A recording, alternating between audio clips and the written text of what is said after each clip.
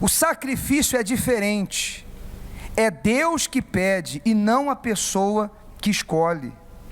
Exige mais da pessoa, pois Ele pede o que ela tem de mais importante. Deus pede a vida, a obediência. Olha só, o conjunto de atitudes, o conjunto que forma o sacrifício sobrenatural. Não é pegar um dinheiro e colocar no altar, não. Senhora, senhor, não é pegar um dinheiro e colocar no altar, não. O sacrifício sobrenatural envolve um conjunto de coisas. O que Deus nos pede? Obediência. Aliás, primeiro pede o quê? A vida, a obediência, a confiança, o desapego às coisas ou às pessoas.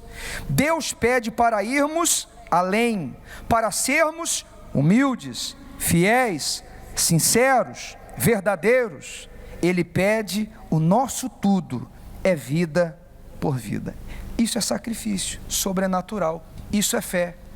Ou você acredita que fé é o que nós aprendemos com os antepassados? Ou você acredita que fé é placa de igreja, é religião? As pessoas estão muito enganadas a respeito do que é fé. Dizem ter uma fé grande. Não, eu tenho muita fé em Deus, pastor. Nós saímos às ruas, pessoas depressivas, pessoas na miséria, pessoas desempregadas, pessoas pensando na morte. E dizem o quê? Eu tenho fé, eu acredito em Deus, mentalmente, verbalmente. Mas essa fé não agrada a Deus, não. Essa fé não traz o sobrenatural, não. A fé que traz o sobrenatural de Deus para a sua vida é esse conjunto de atitudes aqui. É o que você vai apresentar no altar, olha para cá. É o que você vai apresentar no altar, materializado, por meio do seu sacrifício, junto com a sua vida, com a sua confiança, com a sua humildade, com tudo isso que nós lemos. A exemplo, vamos continuar, de Jesus, que momentos antes de sacrificar disse: se possível for, passe de mim este cálice, porque naquele momento era o que Deus queria e não ele.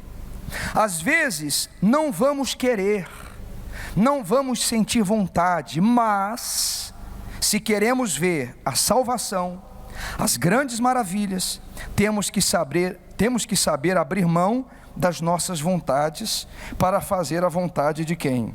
De Deus. As pessoas querem bênçãos, as pessoas querem mudar de vida, mas querem mudar do jeito delas, querem mudar a maneira delas, e com Deus não tem o nosso jeito, com Deus não tem do jeito que eu penso, que eu acho, que eu sinto, negativo.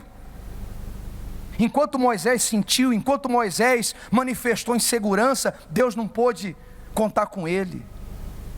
Deus esperou 40 anos, Deus não poderia ter aparecido antes, não, gente? Gente, humanamente falando, era melhor com 40 ou com 80?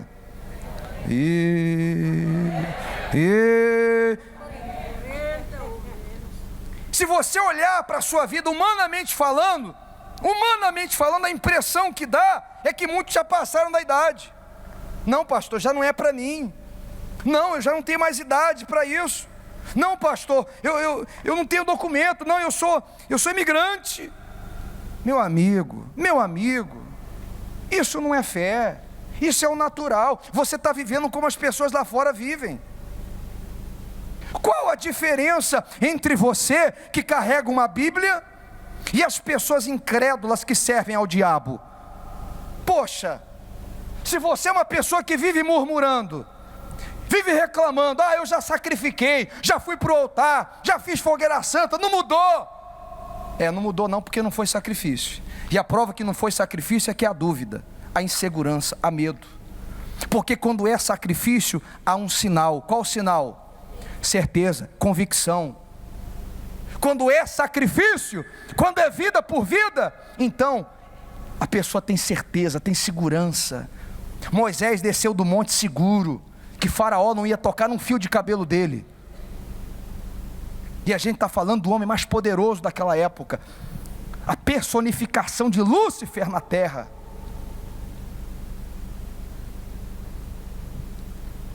Então, quando há entrega, quando há sacrifício, quando há essa fé, há convicção, há confiança, há certeza.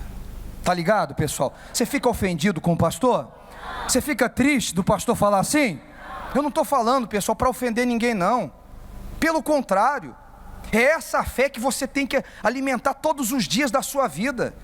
É essa diferença de fé que você tem que viver. Porque Deus não falha, Deus não erra.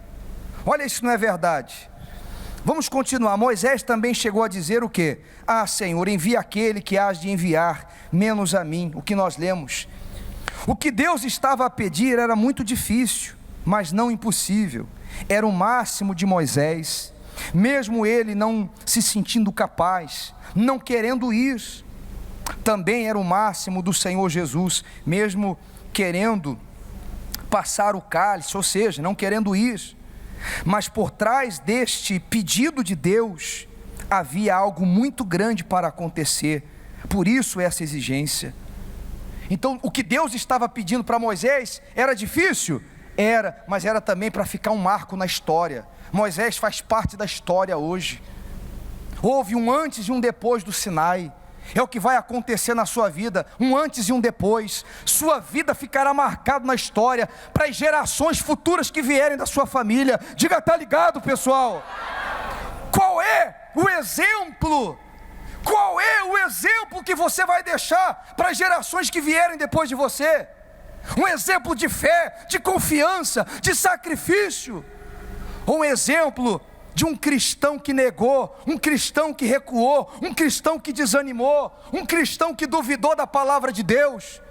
Só você pode decidir isso. Só a senhora, só o senhor pode decidir isso.